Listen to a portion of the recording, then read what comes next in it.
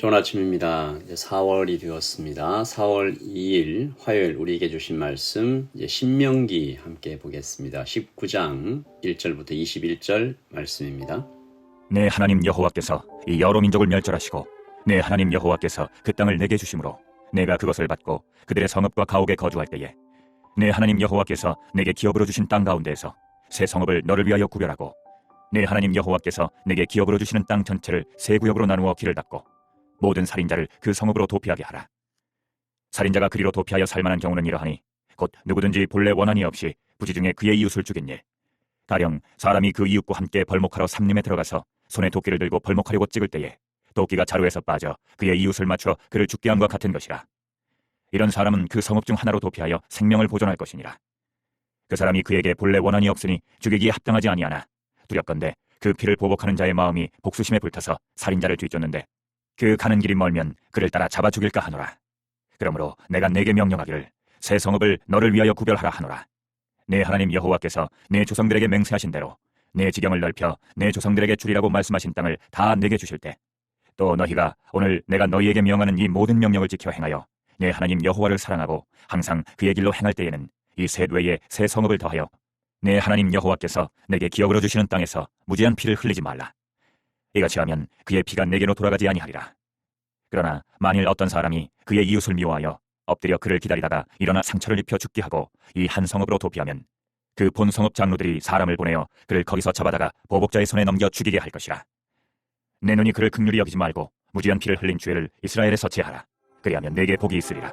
내 하나님 여호와께서 내게 주어 차지하게 하시는 땅, 곧 내 소유가 된 기업의 땅에서 조상이 정한 내 이웃의 경계표를 옮기지 말지니라. 사람의 모든 악에 관하여 또한 모든 죄에 관하여는 한 증인으로만 정할 것이 아니요 두 증인의 입으로나 또는 세 증인의 입으로 그 사건을 확정할 것이며, 만일 위증하는 자가 있어 어떤 사람이 악을 행하였다고 말하면 그 논쟁하는 쌍방이 같이 하나님 앞에 나아가 그 당시에 제사장과 재판장 앞에 설 것이요 재판장은 자세히 조사하여 그 증인이 거짓 증거하여 그 형제를 거짓으로 모함한 것이 판명되면 그가 그의 형제에게 행하려고 꾀한 그대로 그에게 행하여 너희 중에서 악을 제하라. 그리하면 그 남은 자들이 듣고 두려워하여 다시는 그런 악을 너희 중에서 행하지 아니하리라. 내 눈이 긍휼히 여기지 말라. 생명에는 생명으로, 눈에는 눈으로, 이에는 이로, 손에는 손으로, 발에는 발로이니라. 아멘. 하나님의 말씀입니다. 한번 더 읽으시면서 묵상하시겠습니다.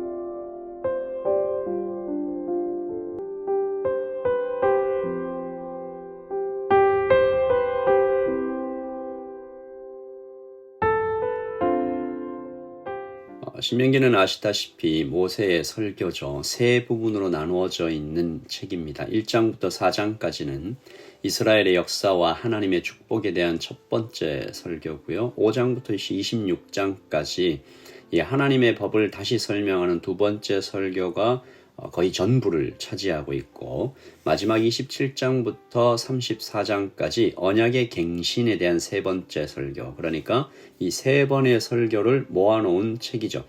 모세는 이 설교를 마치고 하나님 곁으로 갑니다.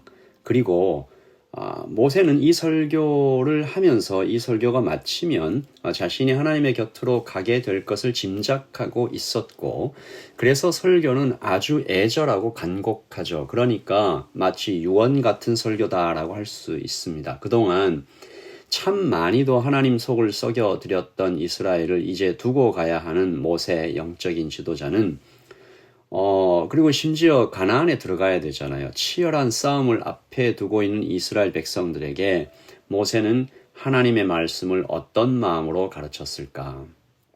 그러니까 이 모세가 자신의 인생, 하나님과 함께 했던 모든 세월들을 그냥 함축하고 요약하고 압축해서 엑기스만 딱 뽑아서 이거는 제발 들어라 라고 하면서 전한 말씀이죠. 이 사실 하나만으로도 우리가 배울 것이 있습니다. 아버지가 자녀를 두고 떠날 때 남겨주어야 할 가장 중요한 것은 다름이 아니라 하나님의 말씀입니다. 치열하고 힘든 삶의 문제가 앞에 다가올 때 우리가 다시 읽어야 할 것은 하나님의 말씀입니다. 사람 찾아갈 것이 아니지요. 주의 말씀은 내 발의 등이요 내 길의 빛입니다. 내가 말씀을 지키는 것이 아니라 말씀이 나를 지킴을 잊지 말아야 됩니다. 좌우의 날선 어떤 검보다도 예리하여 우리도 알지 못했던 우리 마음의 깊은 진실을 드러내 주시는 말씀 앞에 우리가 다시 서야 합니다. 그러면 말씀이 수술하고 꿰매고 다시 회복시켜 주시잖아요. 오늘 아침에도 하나님 말씀 앞에 나오신 모든 분들을 하나님의 이름으로 축복합니다. 축복합니다. 참 잘하셨습니다. 오늘 신명기 19장에서 모세가 세 가지 하나님의 법을 가르쳐 주죠. 도피성, 경계표, 그리고 거짓 증거에 대한 하나님의 법입니다. 특별히 도피성은 구약에서 복음이 가장 선명하게 드러난 부분 중에 하나인데요. 정복한 땅을 처음에는 셋, 그리고 나중에는 6으로 나누고 각각 그 나누어진 곳에 도피성을 두라. 3절이죠. 내 하나님 여호와께서 내게 기업으로 두시는 땅 전체를 세 구역으로 나누어 길을 닦고 모든 살인자를 그 성읍으로 도피하게 하라. 그리고 또 나중에 7절과 8절을 보시면 그 세 성읍을 더하게 해서 모두 6개의 도피성이 설치가 되죠.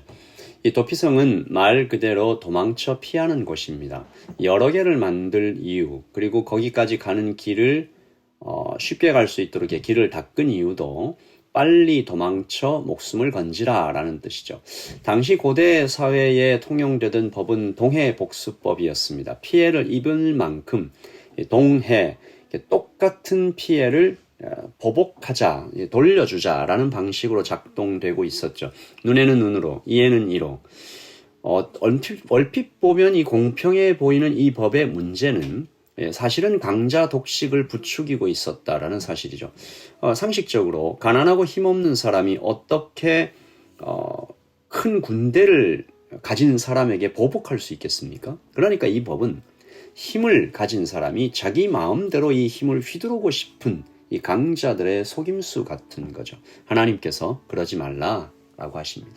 누구나 법과 질서 앞에 같은 권리와 다스림을 받게 하라라는 것이죠. 여러분, 이것이 약자들에게 얼마나 감격적인 복음이었을까요? 전에는 사람 취급도 받지 못했습니다.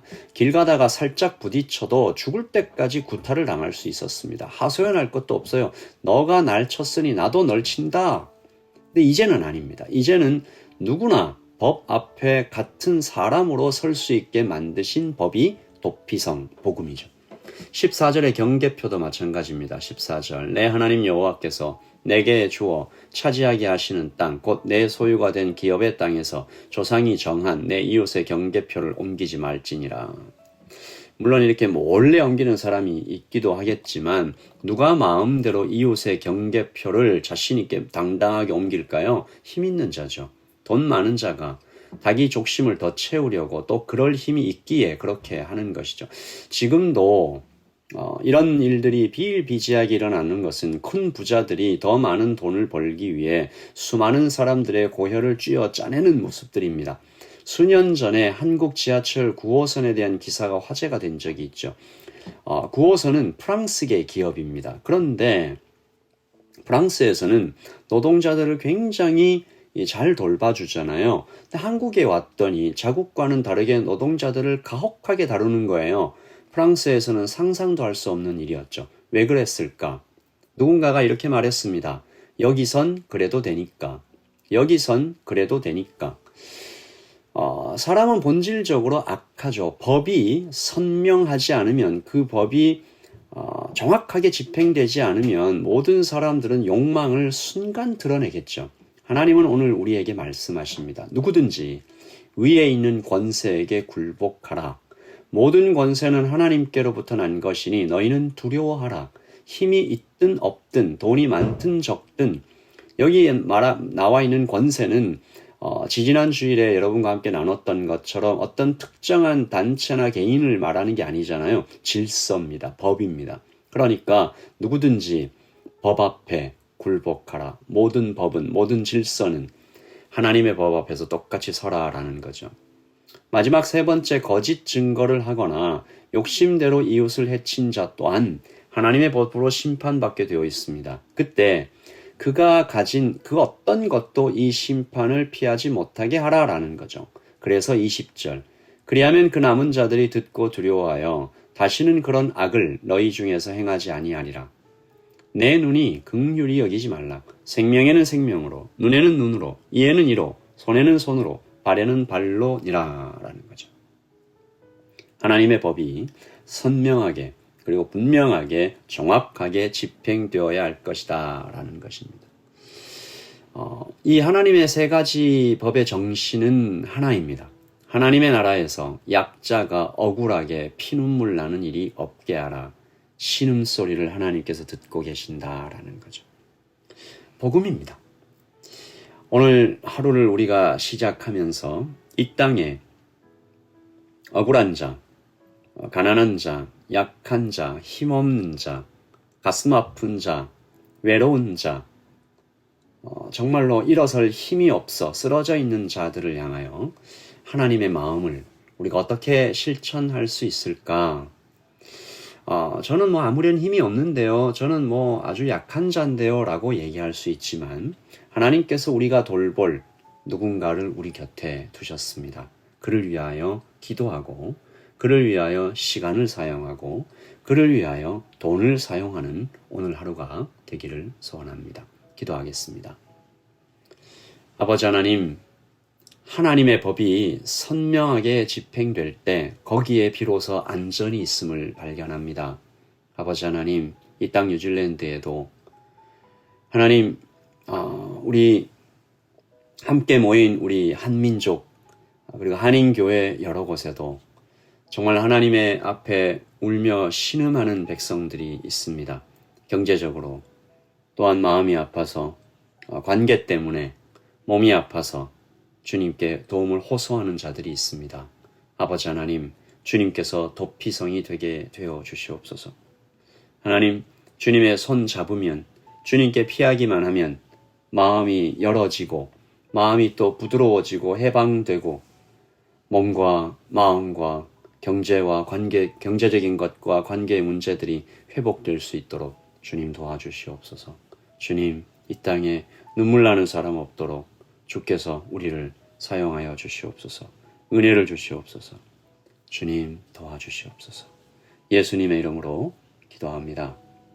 아멘. 여러분 오늘도 하나님 안에서 샬롬을 누리시기를 바랍니다. 샬롬.